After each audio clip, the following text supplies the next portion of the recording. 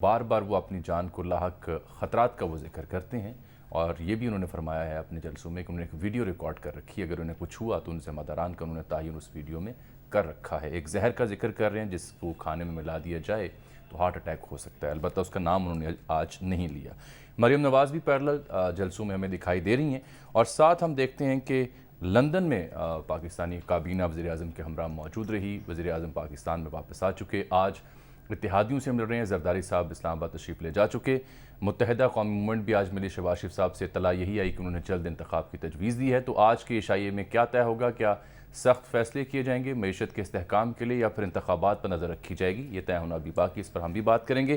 سر دست اہم خبر شامی صاحب یہی ہے کہ ڈالر مسلسل بے لگام ہے، اسٹاک مارکیٹ بے حال ہے، اور اربوں روپے سرمایہ کاروں کے ڈوب چکے ہیں۔ موجودہ حکومت میں اب تک اسٹاک مارکیٹ میں 3700 پوائنٹس کی کمی دیکھی جا چکی ہے، اور 17 ماہ کی کم ترین سطح پر اسٹاک ایکسچینج پہنچی ہے، اور نئی حکومت کے اس دور میں 11 روپے 25 پیسے ڈالر مہنگا ہوا۔ 6 مئی کو ڈالر کی قیمت 186.63 پیسے تھی، اور پھر 13 مئی کو یہ 192 پہ، اور آج 194 پہ۔ آج اوپن مارکیٹ میں 196 کا ڈالر ملا ہے۔ قرضوں میں اضافہ ہوا ہے۔ تو وہ اکانومی کی جو اصلاحات تھیں، جو آئیڈیاز تھے، فارمولاز تھے، اپوزیشن میں جب یہ حکومت ہوا کرتی تھی، ان کا نفاذ کیوں نہیں ہو رہا، اور کیا غلطی ہوئی کہ اسٹاک مارکیٹ اور ڈالر اس قدر بے لگام ہوئے؟ یہ آج کا ہمارا موضوع۔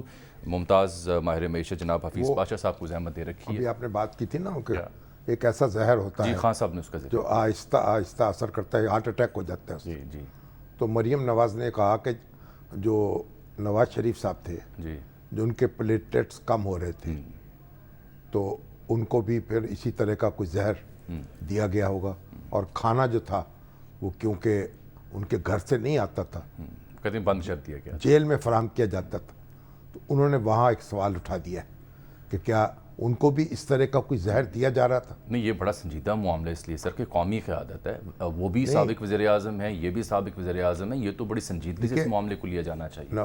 اس وقت تو بات یہ ہے کہ عمران خان صاحب نے جو بات کہی ہے، ان کی جان بڑی قیمتی ہے۔ جی ہاں، وہ ایک بہت بڑے لیڈر ہیں، ان کے فالوورز ہیں، اور ان کی حفاظت، ویسے تو اللہ تعالیٰ حفاظت کرنے والا ہے، آمین۔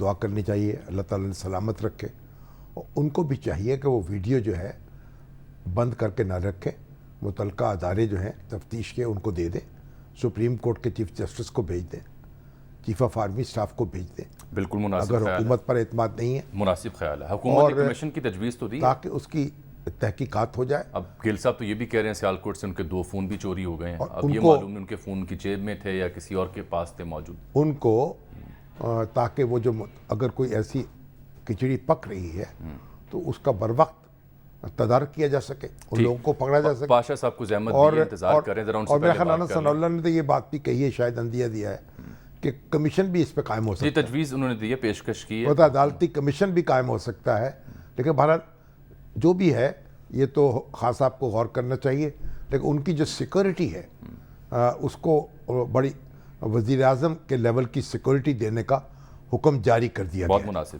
اور ہونا ان بھی کو چاہیے۔ انتہائی اعلیٰ سیکورٹی ان کو دینی چاہیے، اور اس میں کوئی سمجھوتا نہیں ہو سکتا، اور کوئی رو رعایت نہیں ہونی چاہیے۔ ٹھیک۔